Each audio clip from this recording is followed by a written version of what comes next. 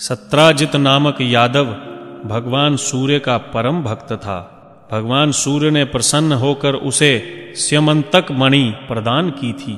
वह मणि प्रतिदिन 8 बार सोना दिया करती थी और वह जहाँ रहती वहाँ दुर्भिक्ष, महामारी, ग्रह पीड़ा आदि प्रवेश भी नहीं कर सकते थे।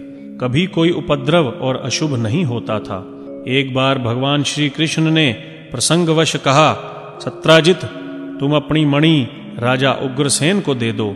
इससे यह बहुमूल्य वस्तु सुरक्षित हो जाएगी और तुम्हें यश भी मिलेगा। परंतु सत्राजित अहंकारी तथा अर्थलोलुप था। उसने भगवान श्री कृष्ण का प्रस्ताव ठुकरा दिया। एक दिन सत्राजित का भाई प्रसेनजित उस मणि को अपने गले में धारण कर शिकार खेलने के लिए वन में गया। वहां एक सिंह ने प्रसेन को मार डाला और मणि को छीन लिया। उसके बाद रक्षाराज जामवान ने सिंह को मारकर वह मणि अपनी गुफा में ले जाकर बच्चों को खेलने के लिए दे दी। अपने भाई प्रसेन के ना लौटने पर सत्राजित को बड़ा दुख हुआ। वह कहने लगा, बहुत संभव है श्री कृष्ण ने ही मणि के लोभ में मेरे भाई को मार डाला हो, क्योंकि वह मणि पहनकर वन में शिकार खेलने गया था। जब श्री कृष्ण ने सुना कि सत्राजित मुझे ही कलंक लगा रहा है, तब वे उसे धो डालने के उद्देश्य से प्रसेन को ढूंढने के लिए नगर के कुछ गणमान्य नागरिकों को लेकर वन में गए। खोजते खोजते उन्होंने देखा कि जंगल में किसी सिंह ने प्रसेन और उसके घोड़े को मार डाला है। जब सिंह के पैरों का निशान देखते हुए वे लोग आगे बढ़े, देखा कि एक रीछ ने सिंह को मार डाला है।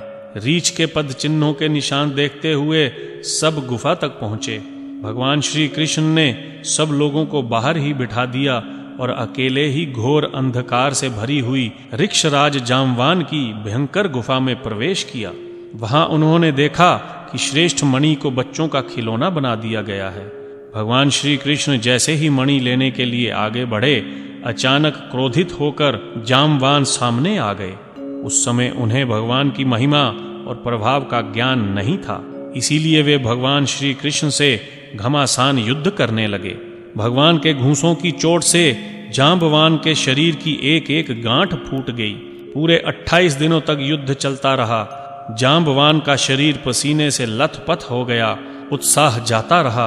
अंत में उन्होंने भगवान श्री कृष्ण को पहचान लिया और कहा, प्रभो, मैं जान गया कि आप ही पुराण पुरुष भगवान विष्णु हैं। मुझे पराजित करने की क्षमता किसी साधारण मनुष्य में नहीं हो सकती। आप विश्व के रचयिता ब्रह्मा आदि को भी बनाने वाले हैं। आप अज्ञानवश हुए मेरे अपराध को क्षमा करें।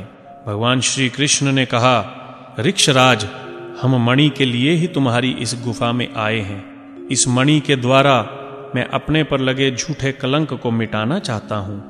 भगवान के ऐसा कहने पर जांबवान ने बड़े आनंद से उनकी पूजा की तथा अपनी कन्या कुमारी जामवंती को मणि के साथ उनके चरणों में समर्पित कर दिया।